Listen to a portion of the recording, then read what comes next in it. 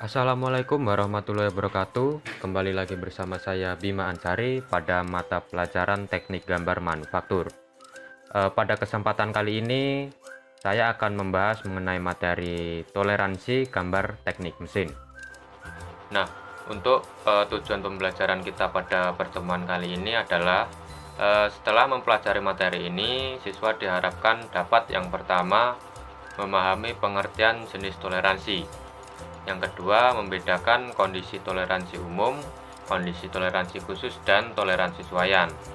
Dan yang ketiga, yaitu memahami penggunaan dari penerapan dan penentuan toleransi pada benda kerja sesuai fungsi dan konstruksinya. Baik, langsung saja ke definisi dari toleransi, di mana toleransi merupakan dua batas penyimpangan ukuran yang diizinkan. Nah, dua batas ukuran ini masih dapat memenuhi kebutuhan baik secara fungsi, konstruksi maupun hal teknis lainnya. Nah, di sini saya ambil contoh mengapa kok toleransi itu penting.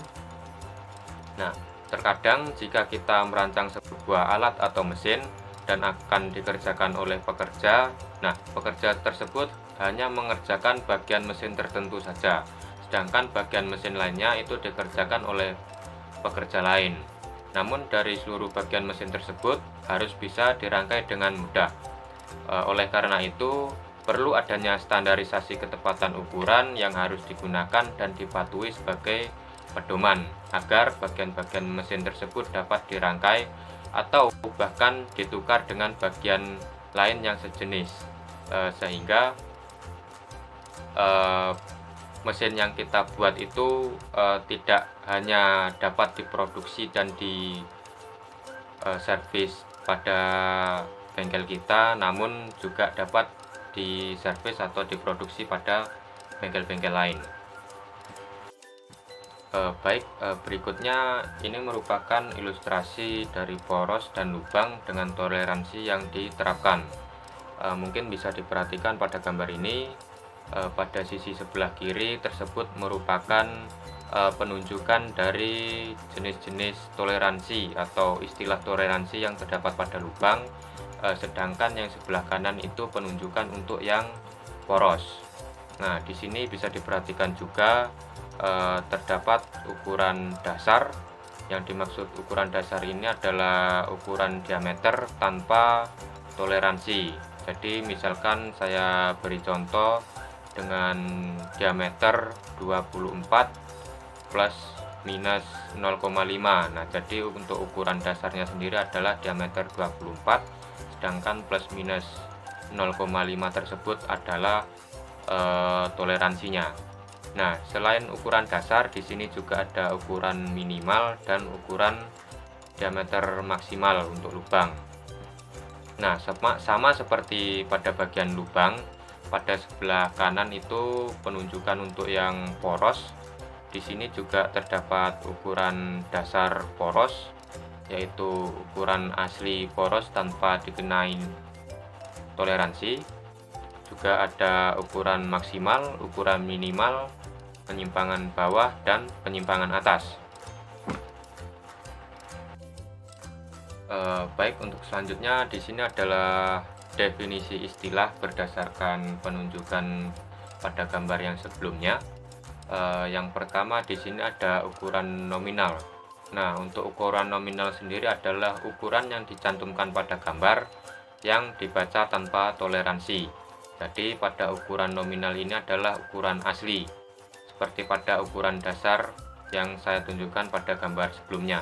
Jadi saya kasih contoh, misalkan pada diameter 24 dengan plus minus 0,5, untuk ukuran nominal atau ukuran dasarnya itu adalah diameter 24 mm. Nah, untuk selanjutnya adalah toleransi. Nah, toleransi sendiri adalah batasan dari penyimpangan dua ukuran yang diizinkan. Nah, dari contoh diameter 24 plus minus 0,5, untuk toleransinya sendiri adalah plus minus 0,5. Nah, selanjutnya ada ukuran terbesar. Nah, ukuran terbesar ini adalah ukuran batas terbesar yang diperbolehkan. Nah, jadi dari contoh diameter 24 plus minus 0,5, untuk ukuran terbesar yang diperbolehkan adalah 24,5, karena pada menunjukkan ukuran tersebut batas maksimal yang diizinkan yaitu 24 mm ditambah dengan toleransi plus 0,5, sedangkan untuk batas bawahnya yaitu 24 mm di minus atau dikurangi 0,5.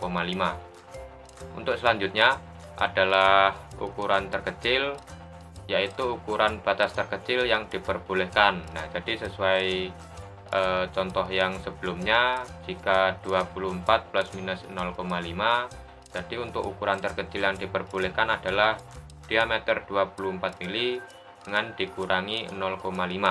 Jadi untuk jawabannya adalah 23,5. Nah, selanjutnya di sini ada simpangan atas. Nah, simpangan atas sendiri adalah selisih antara ukuran terbesar dan ukuran nominal. Nah, seperti pada contoh sebelumnya, jika 24 plus minus 0,5, maka untuk selisih antara ukuran terbesar dan ukuran nominal atau ukuran asli adalah 0,5, karena pada dasarnya diameter nominal 24 ditambah dengan toleransi batas atas atau toleransi terbesar yaitu 0,5. Dan selanjutnya ada simpangan bawah, yaitu selisih antara ukuran terkecil dan ukuran nominal. Nah, jadi untuk cara menghitungnya sendiri adalah ukuran nominal dikurangi dengan ukuran terkecil. Nah, jadi di sini sesuai contoh sebelumnya, diameter 24 plus minus 0,5, simpangan bawahnya yaitu 0,5 mm, karena di sini untuk ukuran terkecilnya yaitu minus 0,5 mm. Baik, untuk selanjutnya adalah golongan toleransi, di mana golongan toleransi ini dibagi menjadi 3, yaitu toleransi umum, toleransi khusus, dan toleransi suaian. Yang pertama, toleransi umum merupakan toleransi untuk bagian yang tidak memerlukan ukuran dengan ketelitian tinggi. Nah, biasanya untuk ukuran luar pada benda kerja. Jadi, biasanya dalam suatu benda tidak berhubungan seperti poros dan lubang. Jika poros dan lubang itu kan harus memerlukan toleransi yang baik. Nah, jika toleransi umum ini biasanya tidak memerlukan toleransi dengan tingkat ketelitian yang tinggi. Nah, selanjutnya ada toleransi khusus. Nah, toleransi ini merupakan toleransi yang ditentukan khusus oleh perancang sesuai dengan kebutuhan konstruksi. Nah, seperti pada penjelasan tadi, yang sering menggunakan toleransi khusus tersebut adalah lubang dan poros. Nah, selanjutnya toleransi suaian. Nah, toleransi suaian yang berlaku untuk bagian-bagian yang memerlukan ketelitian tinggi, dengan maksud untuk mendapatkan kondisi yang sesuai pada bagian yang berpasangan. Nah, untuk toleransi suaian ini sebenarnya juga hampir sama dengan toleransi khusus. Namun perbedaannya pada toleransi ini digunakan dengan ketelitian yang tinggi pada bagian benda yang berpasangan. Selain itu, toleransi suaian juga diatur mengenai suaian longgar, suaian pas, ataupun menggunakan suaian paksa. Nah, selanjutnya adalah penjelasan mengenai toleransi umum. Nah, untuk ketentuan memakai toleransi umum, yang pertama adalah dipakai berdasarkan dimensi benda.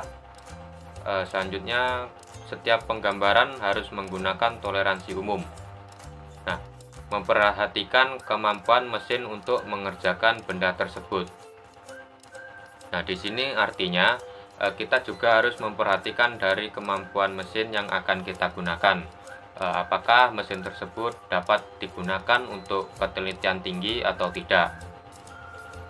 Nah, selain itu di sini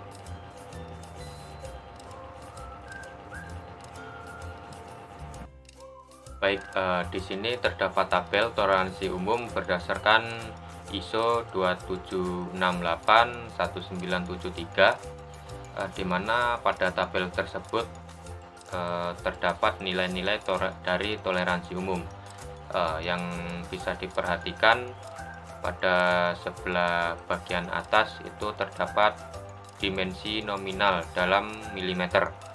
Nah, jadi di sini untuk dimensi dari 0,5 sampai 3 mm, lebih dari 3 mm sampai 6 mm dan seterusnya. Nah, untuk yang bagian bawah di sini terdapat toleransi, di mana terdapat toleransi halus, toleransi sedang, dan toleransi kasar. Nah, untuk cara membaca pada tabel ini saya beri contoh pada pipa dengan diameter 24 mm. Nah, jika nilai 24 mm tersebut berada pada dimensi nominal lebih dari 6 mm hingga 30 mm. Nah, jadi jika kita menghendaki dengan toleransi halus, di sini terdapat nilai plus minus 0,1.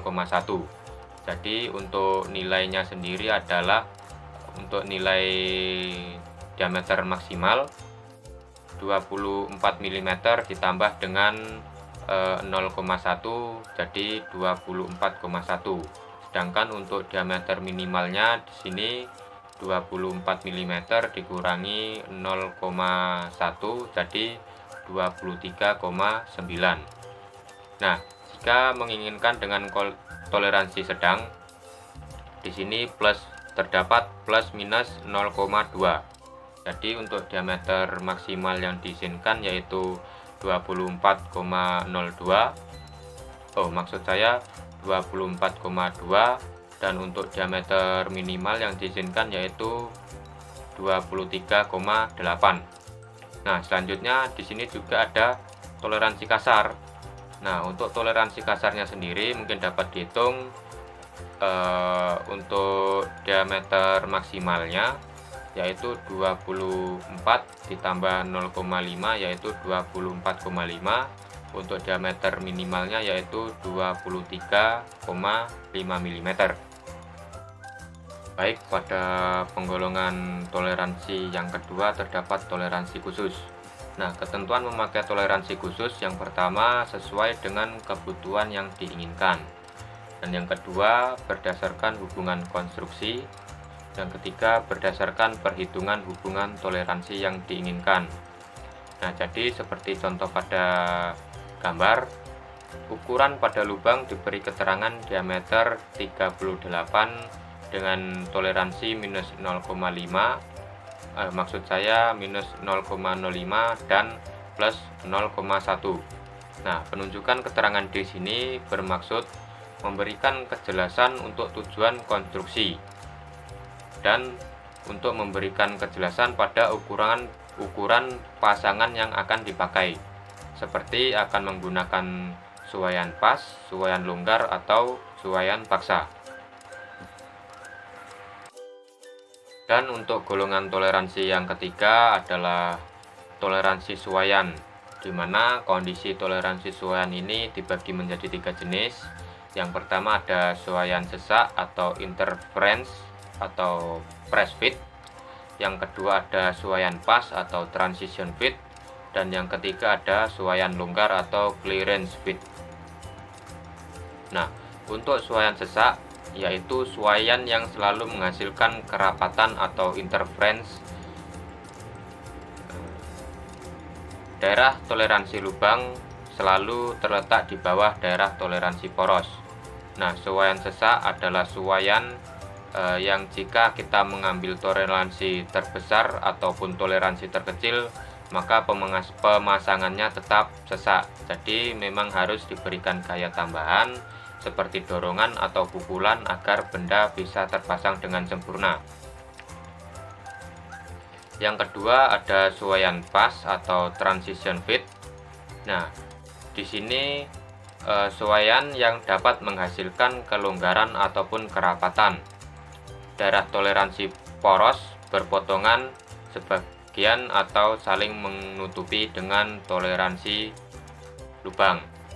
Nah, jadi pada toleransi suaian pas ini antara lubang dan poros memiliki toleransi yang saling berpotongan, di mana benda yang dihasilkan dapat terpasang dengan pas atau diberikan sedikit sentuhan gaya.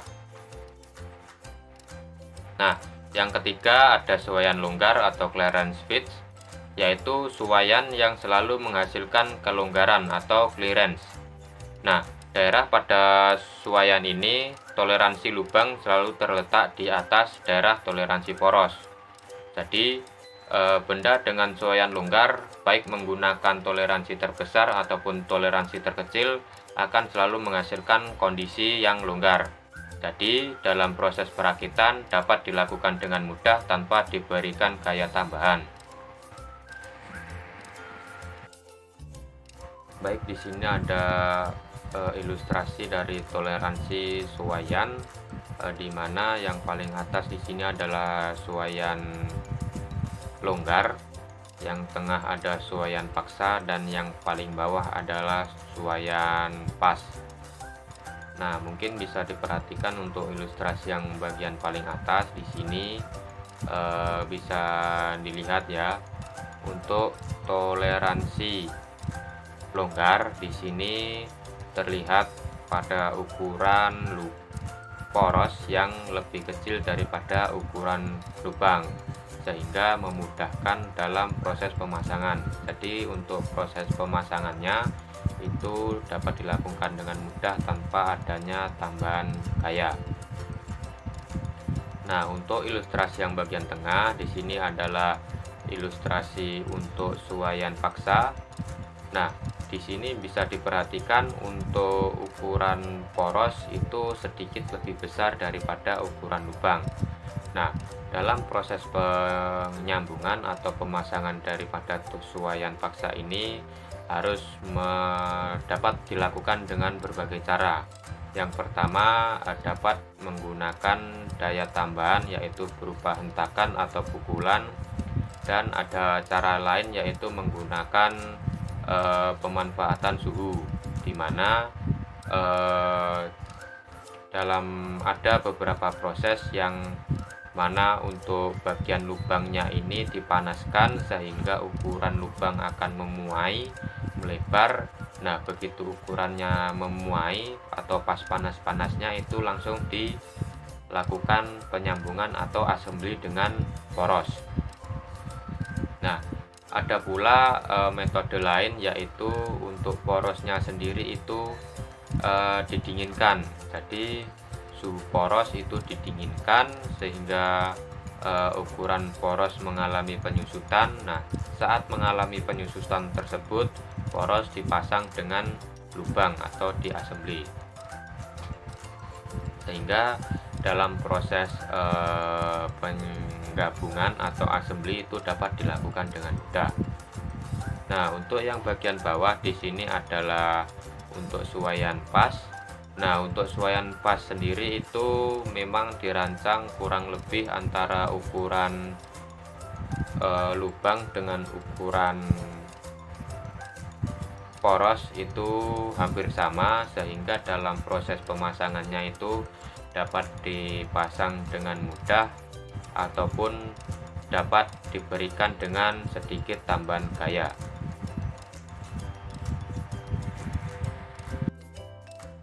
Nah, tadi kan sudah saya jelaskan mengenai bab toleransi, yaitu mulai dari pengertian toleransi, definisi istilah, golongan toleransi, ada toleransi umum, toleransi khusus, dan toleransi suaian.